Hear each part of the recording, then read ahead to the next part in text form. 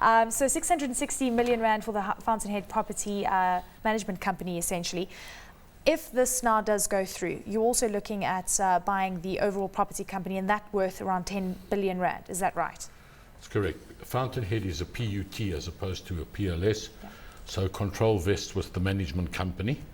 It was therefore essential that we got control of the management company in the first instance and go through the regulatory process, which is Competition Commission, Financial Services Board, Reserve Bank, because the seller was a bank. And once we're through that, we'll be able to undertake a due diligence, because our due diligence that we've done so far is only into the management company. Correctly, from a corporate governance point of view, the seller said, you can look at the management company, nothing to do with the trust as yet, so base whatever information you have on publicly available information.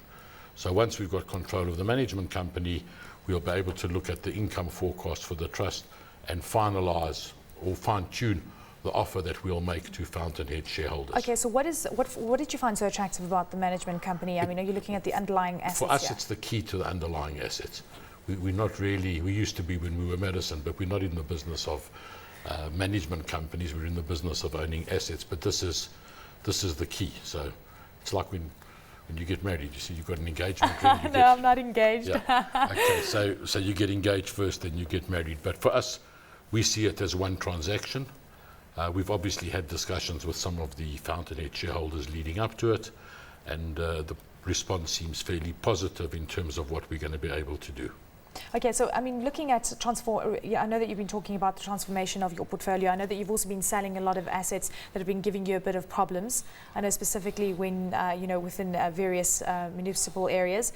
And now you're also acquiring. So it seems that you're just counteracting some of the negativity and the losses that you've seen in other areas of your portfolio. Well, after the merger with Apex High and Madison, we looked at the portfolio.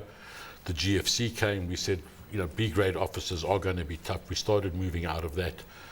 Although we get judged on our 6 monthly returns, property, in truth effect, is a long-term business, and you're looking for income and capital growth. And what we said was, by investing in better areas and better quality properties, long-term we'll get the maximum total return. So the Fountainhead transaction for us, we were always underweight retail because our retail exposure came through our holding in Hyprop. Okay, we now own 30% of Hyprop. It's 4.3 billion, and our intention is, when we make the offer to Fountainhead shareholders, you're going to exit Hyprop we're as well. going to use the Hyprop scrip, which we own, as part payment. So a Fountainhead shareholder will get X number of Hyprop units and X number of Redefine units in exchange for their Fountainhead units. So it's an elegant exit from Hyprop without having an overhang in the market, without selling it to one party, so that there's still a concentration in Hyprop.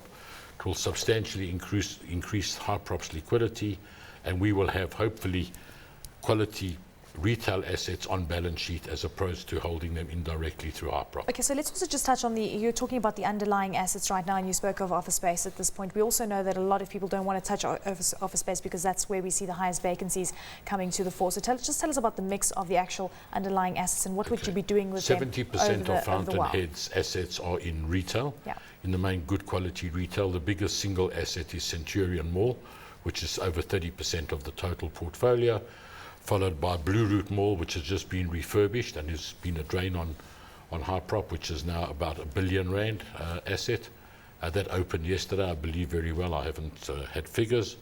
Then you've got things like Benmore Gardens, the Boulders, Kenilworth Shopping Centre in the Cape, 58% of N1 City. There are 2-3 properties that are in partnership with their preemptive rights, and we'll have to see what happens to those. That could affect the total. I mean, there's also smaller companies, around 30 to 35 properties. Yeah, they've got some very, stable. very small properties. 16 properties in Fountainhead make up 80% of the value. So we probably see ourselves being left with 92%. The 30-odd properties are not worth 500 million rand. Okay, so I mean, now we're in the first phase as well, and of course you've signed various agreements to ensure that if you are happy with the due diligence that comes to the fore, you will be in line first. No. What happens is we've bought the management company. That has to go, as I said, through the various regulatory processes. Because it's a property unit trust, the management company controls. So if that goes through, we're in control of Fountainhead. Then we go through the proper process, which is the trustees, the board of directors, and ultimately it's a shareholder decision. Is there a risk that things could actually not go your way, that you couldn't buy, that perhaps I think the risk is shareholders, and I think the deal is attractive, but at the end of the day, assuming you get all the regulatory approvals, at the end of the day, it's still a shareholder decision. Fortunately, because of the way the property industry works in South Africa, most of the shareholders in Fountainhead are also shareholders in Redefine. And by virtue of the fact that Redefine is almost 3 times the size of Fountainhead, they have more shares. So it suits them. And I think, and as I say, from the discussion we've had with major shareholders, they're supportive. But you do have to go through the regulatory process. And I think I'm not naive enough, although we don't see any issues. We're not the Competition Commission of the FSB. They know what they do. They do, I think, a pretty good, thorough job. So I'm not preempting anything. I say we have to go through the regulatory process first. And once we've overcome that hurdle, then we're in a position to say to shareholders, this is the market. And, Competition Commission is 3-4 months. And in that time, who knows what the market's going to be, what the price. So it's very hard to go out and say, this is the price. We've given an indication of more or less the current price clean, which means extra distribution, because March is the 6-month period.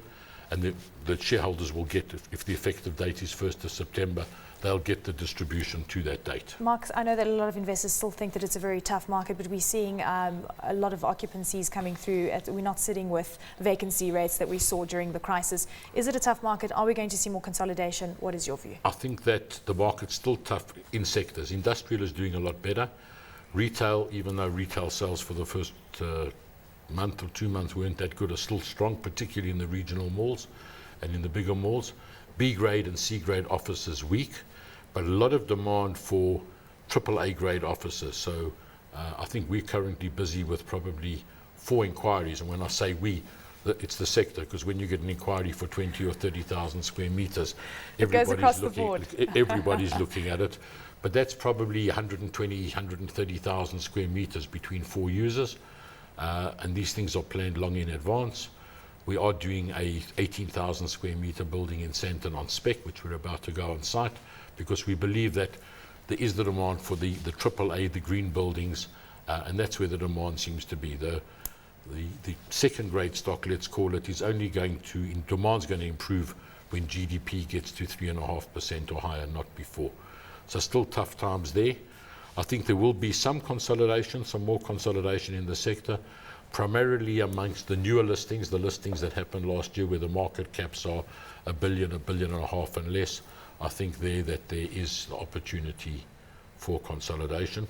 I'm happy to say the one that seems to have done the best out of the new listings is the one that we spun off Arrowhead, where they've got liquidity, and that share has done very well. So to all those who criticised, too bad.